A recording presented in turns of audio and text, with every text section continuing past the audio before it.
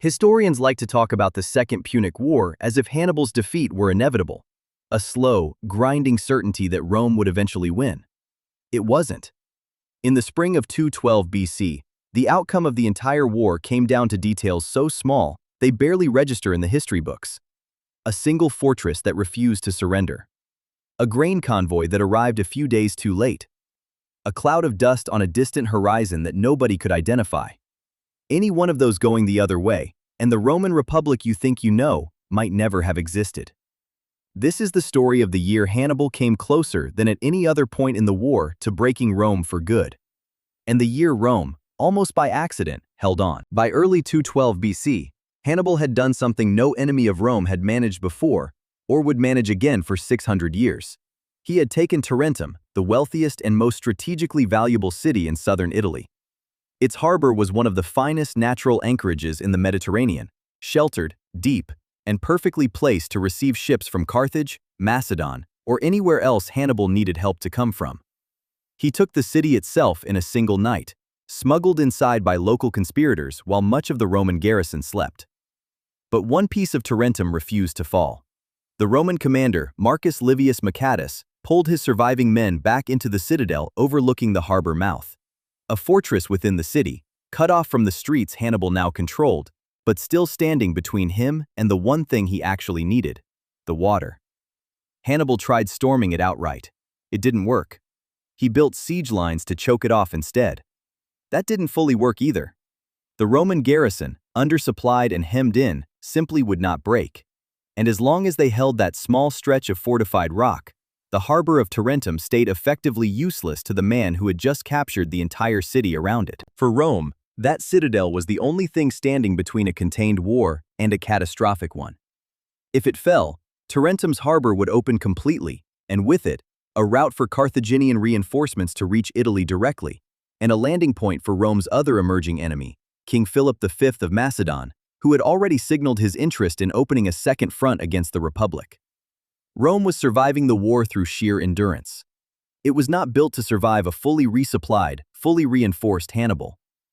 Back in Carthage, that same siege was being read completely differently. A faction in the Carthaginian Senate, led by a powerful aristocrat named Hanno, remembered by history simply as Hanno the Great, had opposed the Italian campaign from the very beginning.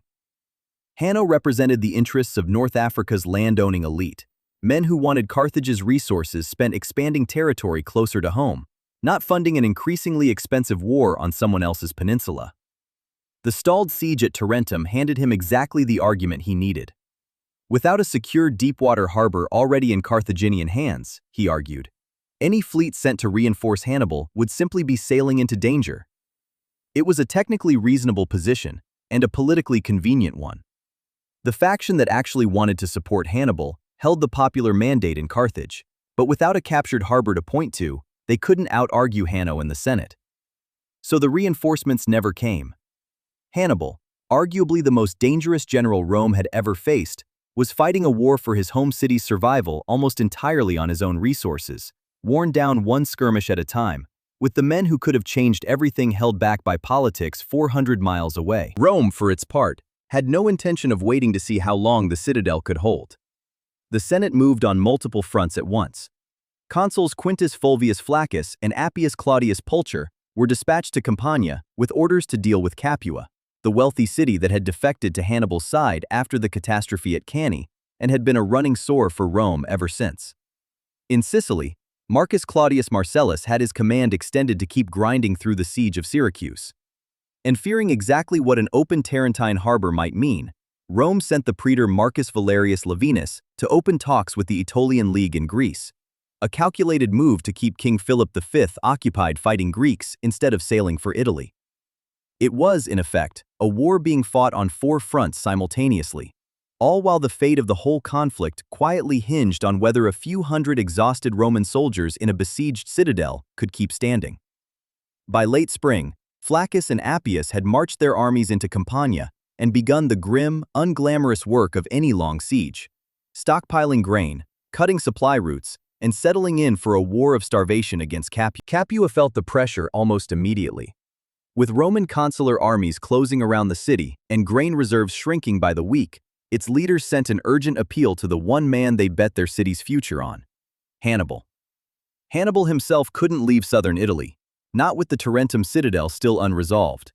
So he sent his trusted lieutenant Hanno instead, with orders to gather every scrap of grain the Carthaginian-allied Samnite countryside could provide, and get it to Capua before the Roman noose closed completely. Hanno moved fast and carefully, slipping his army north through Bruttium and avoiding Roman patrols along the way. Near Beneventum, he found high, defensible ground and dug in, a fortified camp on a steep hillside, secure against a direct assault.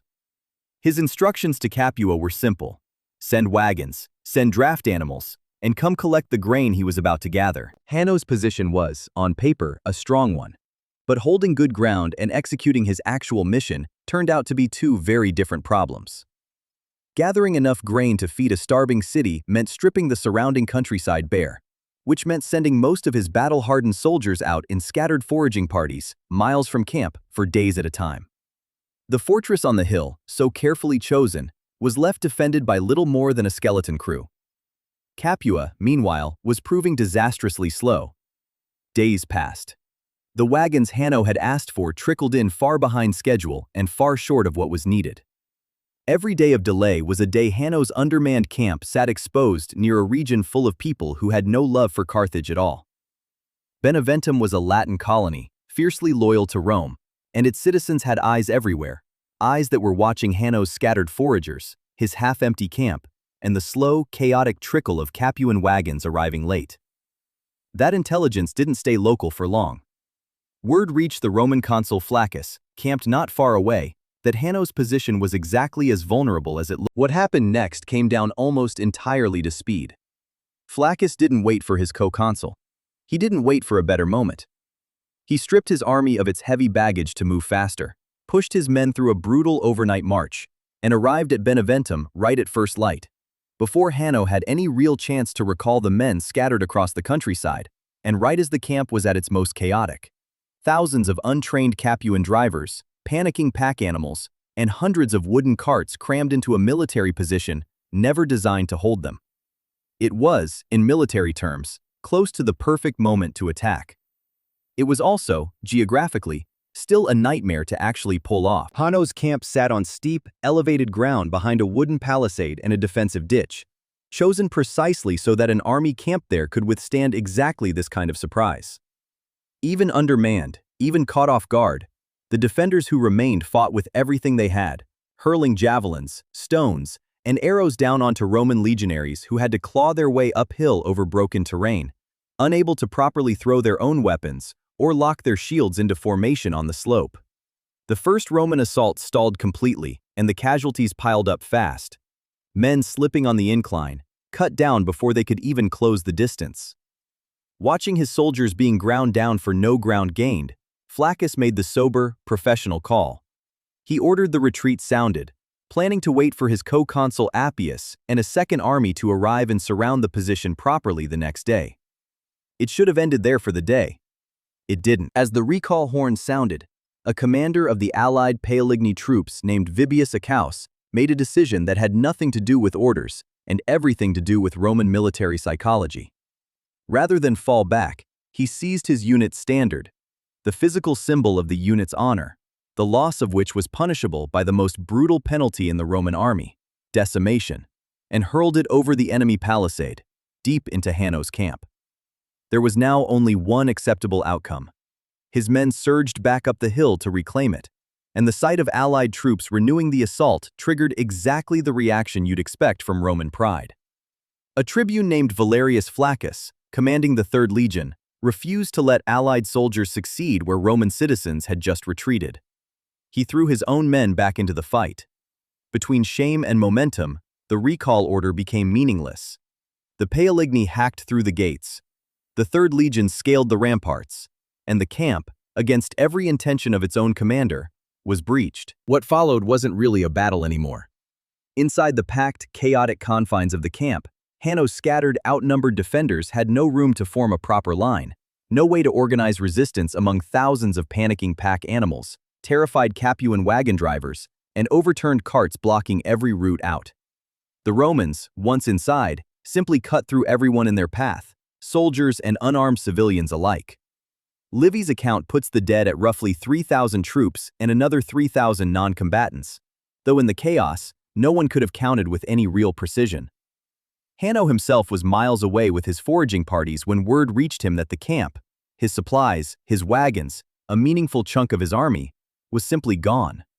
He didn't attempt to retake it. There was nothing left worth retaking. He gathered what men he could and marched south, abandoning Capua to whatever came next. The Romans, meanwhile, inherited an almost absurd windfall. Over 7,000 prisoners, vast stockpiles of grain, herds of livestock, and every wagon Capua had scraped together, now sitting in Roman hands instead of the city that needed them. For Capua, the defeat at Beneventum turned a difficult situation into an existential one. And for Hannibal, it meant a decision he had been trying to avoid, personally abandoning the siege of Tarentum citadel, the very objective he'd spent months trying to secure, to save the one Italian city whose loyalty mattered almost as much to him as the port he still didn't fully control. He left his heavier troops and baggage behind, and took only his most mobile force, veteran infantry and his feared Numidian cavalry, built for speed rather than sustained siege warfare. What followed was a forced march into Campania, racing a clock that Capua's shrinking grain stores had already started. Meanwhile, the Roman consuls Flaccus and Appius had marched their combined armies to finish what Beneventum had started, a full encirclement of Capua, designed to starve the city into surrender before Hannibal could arrive at all. He arrived anyway. Bypassing Roman patrols, Hannibal set up a fortified position on Mount Tifata, high ground just east of the city, overlooking the Roman siege camps spread across the plain below. But he didn't stay there. He came down to fight. The open plains around Capua were, for Hannibal, close to ideal terrain, flat, wide, and perfect for the kind of cavalry warfare that had already destroyed Roman armies at Cannae. The two consuls arranged their legions in the standard Roman triple line, and the two forces met head-on. Hannibal's cavalry did what it always did. His Numidians peeled off to harass and encircle the Roman flank riders, while his more heavily armed Iberian cavalry, operating in tight, disciplined squadrons, simply outclassed the Roman horsemen in direct combat.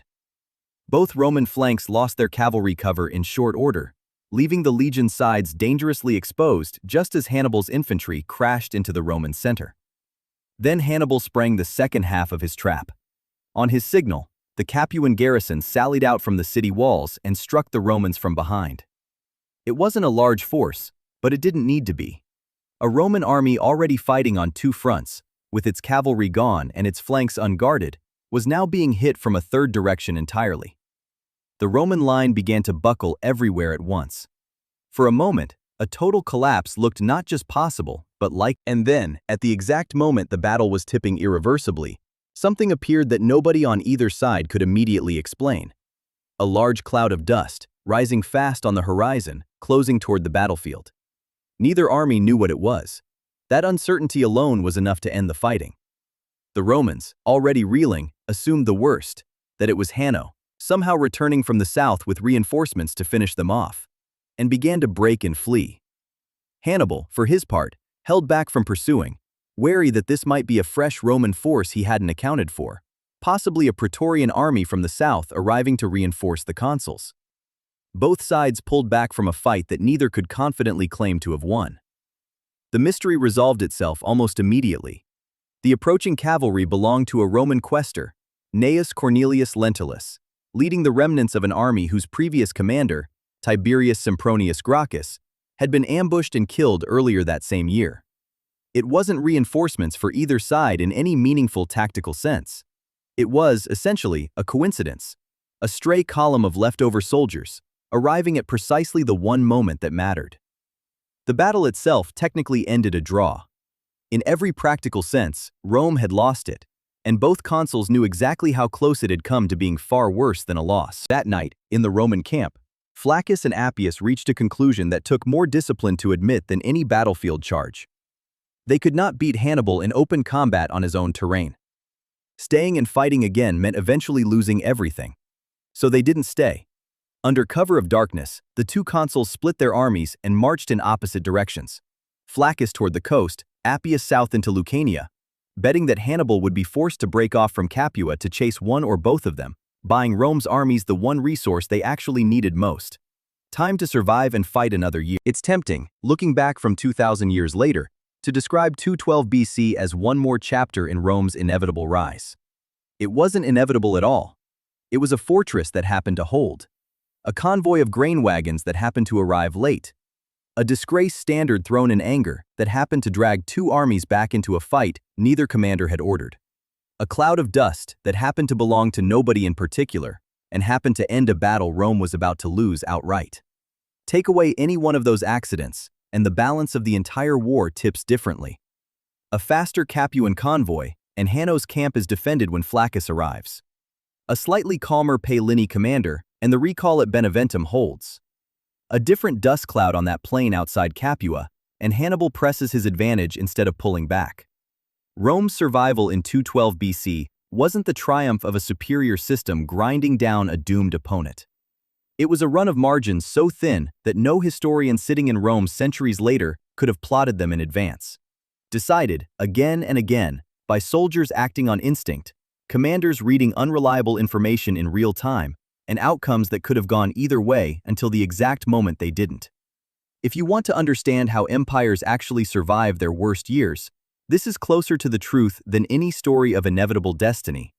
Not certainty, but a series of coin flips that happen to land the right way, often enough, for just long enough. If this kind of close-run history is what keeps you coming back, subscribe. There's a lot more of the Second Punic War left to tell. And tell us in the comments, which single moment do you think came closest to changing the entire outcome of the war?